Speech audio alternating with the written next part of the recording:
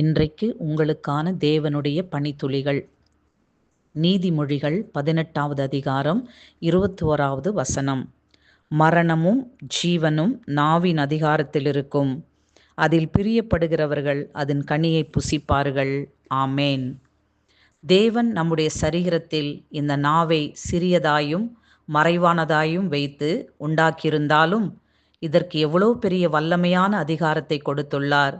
நம்முடைய வாழ்வை நன்மைக்குரிய வாழ்வாக்கவும் அல்லது அழிவுக்குரிய வாழ்வாக்கவும் வல்லமையை இந்த சிறிய நாவுக்கு கொடுத்து அதை தெரிந்தெடுக்கும் அதிகாரத்தையும் நமக்கு கொடுத்துள்ளார்.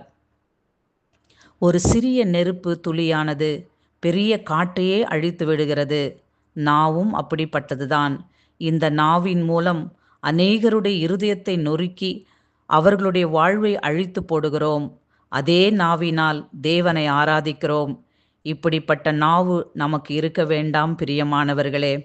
ஒரு முறை வாழும் இந்த உலக வாழ்க்கையில் தேவன் நமக்கு கொடுத்துள்ள இந்த நாவினால் அவருக்கு பிரியமானதையே பேச பயன்படுத்துவோம்.